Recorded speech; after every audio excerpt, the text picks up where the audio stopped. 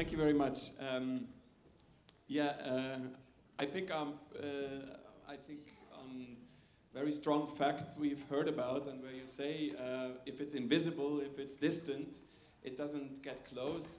I have experienced this a lot in the long time ago. My first job was a journalist, and we did a lot of very interesting research. I always felt like and found important facts, but I was always wondering how fast are they gone again? How fast are they out of the people's mind? I didn't really know where it gets to. So since then I started working. I'm working as an artist, mostly in the theater field with the company that we created, the label that we created, Rimini Protocol. And much of our goals are about bridging this. I mean, it's actually an interesting way connecting what Dorothea von Hantelmann was saying earlier about seeing that is keeping a distance and allowing to making things sacred, but also, the contemplation keeps you away from it. So we try to, instead of communicating facts, we try to often, many works, to create experiences that will then leave probably longer, often also more complex knowledge, I guess, in you, hopefully. So it's actually funny and very nice to be speaking after the United Nations here, because the one project I thought I'll just show you a bit of material about. So that's Rimini Protocol is a project that we created in the Hamburger Schauspielhaus, and it takes us a little bit back in time, because it's the year before Paris Climate Summit was happening, and back then we wanted to do something about climate change and about, but journalists then told us, well, the topic is kind of past. I remember that very much. It's strange to people don't want to hear it anymore. And others were saying, well, it's very easy, the politicians just have to act, and why don't they do it? And we felt, well, but when you look at the United Nations conference that happens always towards the end of the year, not only back then in Paris, you see how complex it is when 196 delegations have to come up with solutions. And to make the audience part of this, we transformed the Hamburger Schauspielhaus. Now let's see if that works. Oh, that's just jumping forward. How do I make the video play? Can you make it play? Or? Can you play the video?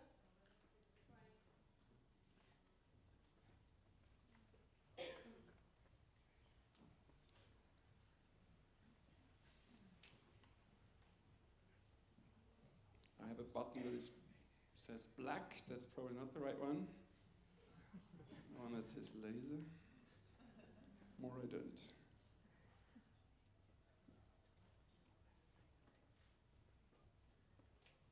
You played it before there, right?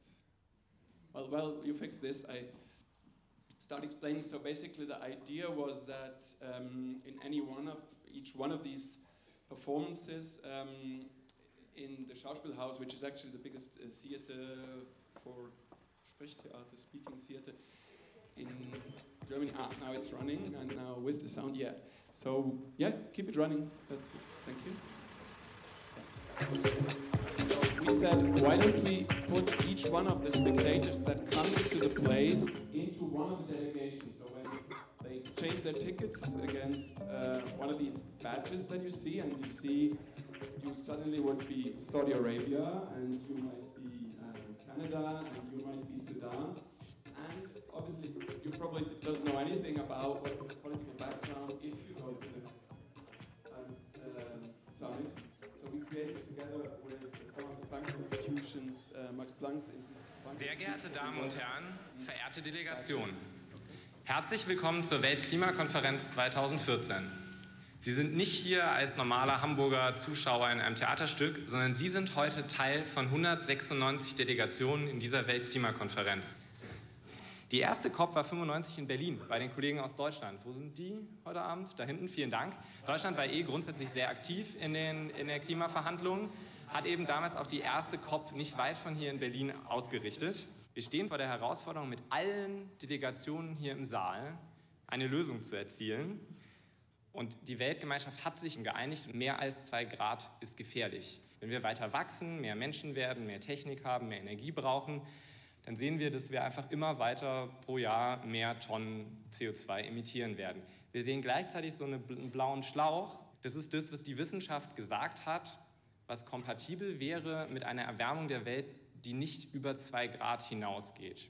Das geht so nicht mit Business as usual. Das heißt, es geht um Emissionsreduktion. Und das bringt uns zu Ihrer Aufgabe. Rechts ist so ein Zettel, den hat nur eine Person pro Delegation bei Ihnen. Sie können ja mal gucken, wer das bei Ihnen in der Delegation ist, denn diese Person ist ab jetzt Delegationsleiter. Also Sie können das ja mal kurz identifizieren, wer bei Ihnen der Chef in der Delegation ist. Und die erste Aufgabe ist hier noch markiert, ist tatsächlich Klimawandelvermeidung. Also da geht es darum, wie viel Sie als Land reduzieren können. Die Zahl And so they started reading gegenüber into 1990. these. Und das The answer they needed to answer towards ist der the end of the sogenannte evening. Da geht es wirklich Climate darum, conference normally takes 3 Klimawandel, weeks. den We wir had nicht only 3 hours, but still, that was basically the same 3 questions that in Paris were then later answered. How much will you lower your CO2 output as a country till 2020? How much until 2050? How much money do you give for the Green Climate Fund? But to generate the knowledge within the people so that they just not, because it would be obviously very easy for you as a theatre spectator, yeah, 100% reduction of CO2 right now. But that would be just creating a naive situation, because obviously all the sustainable development goals have contradicting problems within them. So we had a number of experts there. Maybe I just jump a bit forwards. Yeah, if we look at this. Yeah. Yeah, da müssen Sie heute Abend sehr oft drauf gucken und da müssen Sie sich sehr genau dran halten. Wir haben nicht nur den Raum hier, sondern wir tagen in 7 Räumen gleichzeitig den Rest des Abends. Wir sind jetzt gerade hier am Anfang im Saal, dann gibt es 3 Blöcke und dann sind wir am Ende nochmal wieder hier im Saal. Aber deswegen, wo Sie zu einer bestimmten Zeit zu sein haben, Sudan, you would spend the first half an hour in this theater in the upper floor with all the African countries being briefed by a delegate actually of the African Union who gives you a bit of briefing what's the context from which you are argumenting, while Canada is in the other room with the North Americans. But later you would be briefed by climate experts. So people start to walk. About glacier problems. If you're Canada, where you would be sitting in the same room with the delegates from Russia because they suffer the same, the Swiss delegation probably, and surprisingly even the Egyptian delegation, because their Suez Canal depends on the glaciers as well, because when it's melting in the north, the Suez will be used less. So gradually would kind of start to dive into the complexity of these negotiations. So there were then, during the next 2 hours, basically, as it is in a conference, smaller rooms, bigger rooms, there's even a bus where you would, let it run, yeah? Can you run the video? So where you would be briefed about the Middle East situation. Я приветствую вас в группе Восточной Европы. Ich gehe doch mal davon aus, dass Sie alle Russisch sprechen. Ich begrüße Sie in der Briefinggruppe aus Europa. Und da ist natürlich Russland ein ganz dominierendes Land. Und on the back of the stage where normally the actors are, we had a huge revolve. In this case, it's all the African delegations that are being briefed by the Nigerians I mentioned before, politician, and they're listening to audio briefing while the European, I think, delegations are listening to the other one, separated in different kind of audio spaces. Es wird sehr schön warm, auch in Norwegen und in Schweden. Sie können Kartoffeln anbauen. Vielleicht stehen Sie einfach mal auf als Gewinner sozusagen des Klimawandels. Wo ist Norwegen? Herzlichen Glückwunsch. Es ist auch schön, dass Sie andere Einnahmequellen sozusagen an Land ziehen, Tourismus, Landwirtschaft, wenn Ihre Ölvorräte so langsam zur Neige gehen. Schweden, Ostseeöl ist nicht mehr so. Es wird auch in Afrika heißer. Das war die Wolken. Kann ich auch Wettergott spielen. Wind, bitte. Ich muss zugeben, ich habe Sie ein bisschen ins Messer laufen lassen. Starke Niederschlagsereignisse werden wahrscheinlich zunehmen und das am stärksten in Skandinavien. Regen. Then you had to hand in this paper he was talking about in the end and announce a result of your delegation's negotiations. Some of these delegations also happening in corridors, as it is on conferences, where you would negotiate with other delegations, and then we had a computer program that basically started to. War es jetzt tatsächlich von den Experten, jetzt geht es nur noch um das, was Sie geleistet haben. Welche Länder wollen denn am meisten reduzieren bis 2020? Am meisten reduzieren bis 2020 wollte Bolivien mit 65%. Ja, vielen Dank.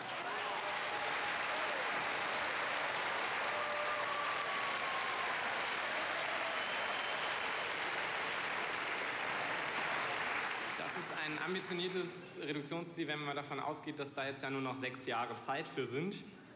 Aber wir wünschen den Kollegen in Bolivien natürlich sehr viel Erfolg dabei. Die Frage ist, wenn wir jetzt alle Zahlen zusammentun, wir haben ganz am Anfang diesen Graphen gesehen, Business as usual und diesen 2-Grad-Schlauch. Würde das denn reichen für 2020? Also wir sind jetzt ungefähr hier.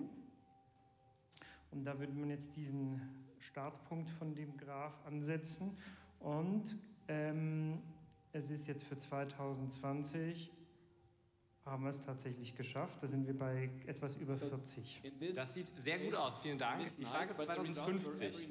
Das ist die größere Frage. Wie wollen wir langfristig die Weltgesellschaft umstellen? Wer hat denn für 2050 am meisten versprochen? Ja, da haben wir gleich 5 Länder, 1, 2, 3, 4, 5.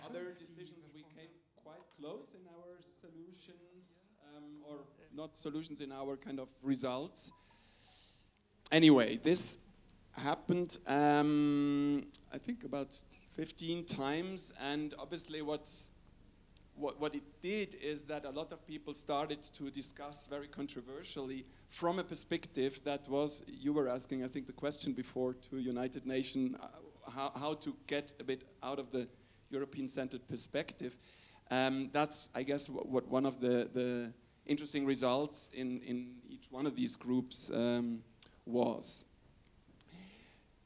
5 years later, we came back to the question of climate warming, because the museum in Barcelona invited us to create a work for exactly the question, what if the Paris agreements don't work out? What if temperature keeps rising? The exhibition, I think, had a title like The World After the End of the World or something like that. I don't even remember. Anyway, our contribution looked like, well, these are all the research results from the, anyway, complex scripting when you have to script for 196 delegations and so on. But yeah, so this is the room that you encountered when you were let into this space in the museum in Barcelona. And I'll explain more, but maybe you would get headphones and start basically looking at a mirror where you see yourself in. Of creation. How long have you been on this planet? Put your hand up and indicate your age with your fingers.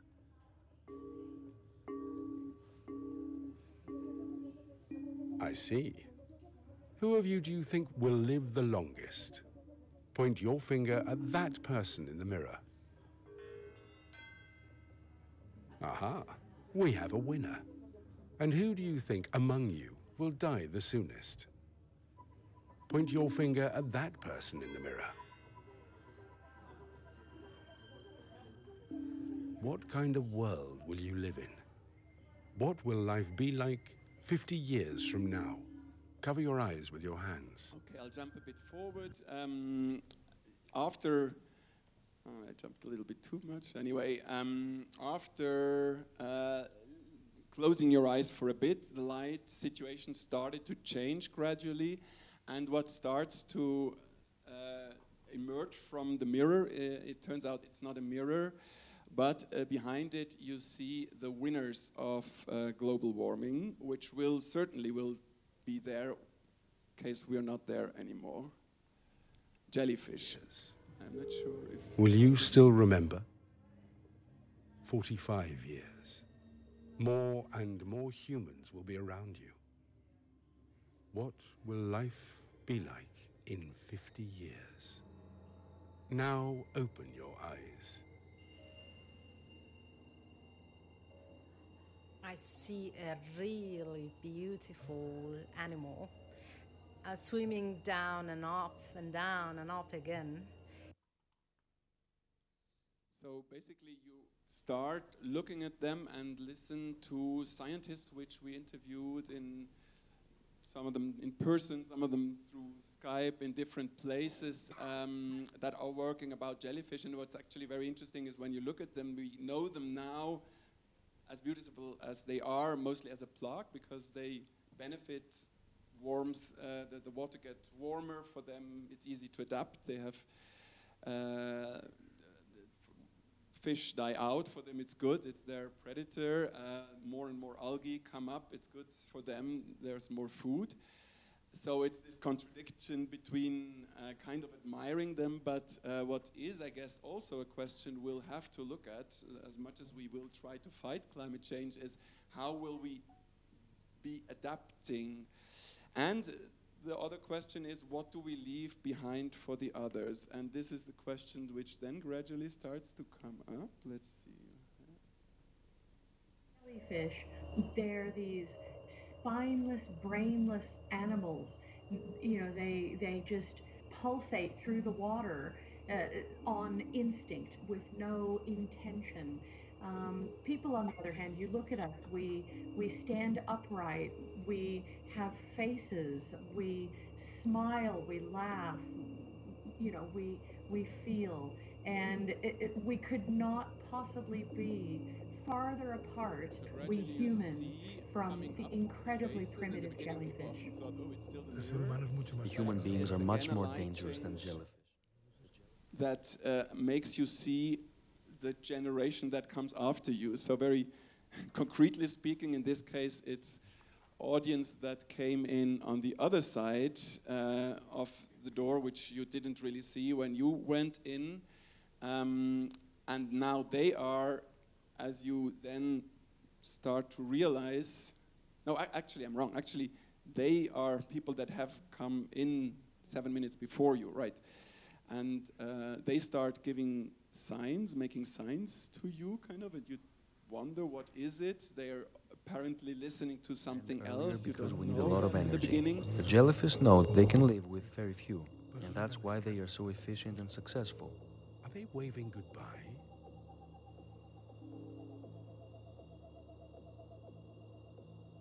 Watch them leaving.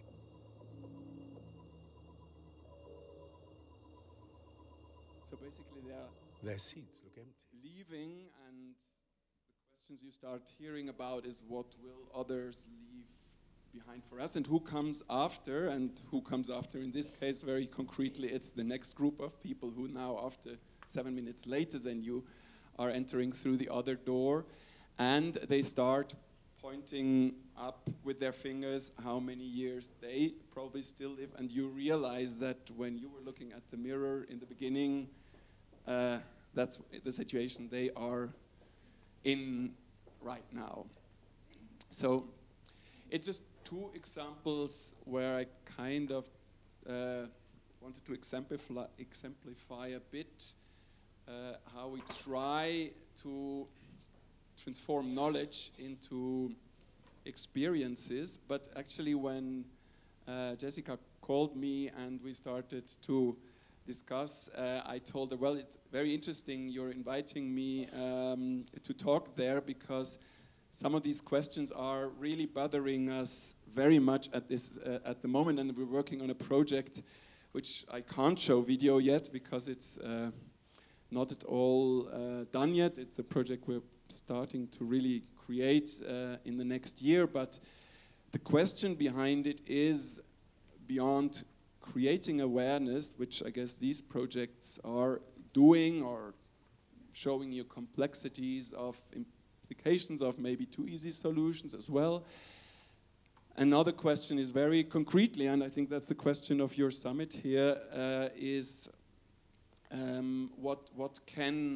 how can we, or we talked actually a little bit this morning, how can we transform our industries itself? And theater, the free scene of theater especially, has developed a lot of tools of, or models of co-production where you travel, where classically theater ensembles travel, and money goes to airlines, airlines produce the CO2, scenographies are transported. And since years already, we try to find other models to make rather ideas travel. We have a number of projects where we expand rather what in the theater world is called a technical writer. It's kind of the sheet you send to the presenter, and they start rather to do a lot of work to find the people or the things that you need instead of making you bring them. And we develop projects where we try to be smaller groups of people that then work in a longer term way with the people on the spot to develop the projects rather locally. But our question in the moment is really, can we not go one step further? And I think it's a question that is also a question that scientists have often. They travel to a lot of conferences where you fly in from far away to then talk about sustainability. And it is obviously very important to create forums where debates happen.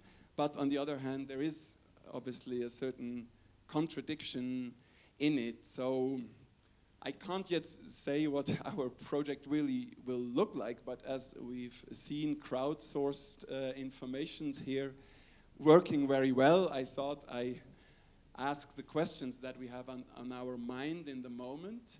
And then afterwards, when you see me walking around, I'll hopefully get input, or even now afterwards, on these questions. And basically, the trigger would be, could I right now not be here, but what hopefully inspired you in my talk be there without me being here? Could maybe one of you or one of the persons living right here around the corner, instead of me being here and saying it? Or could, theater has a lot of haptical means, could something happen here that would immerse you and change the frontal setup that we have, that the knowledge transfer or the experience transfer about topics like these or others happen in a way without me having had to come here or you having had to come here from far away? And could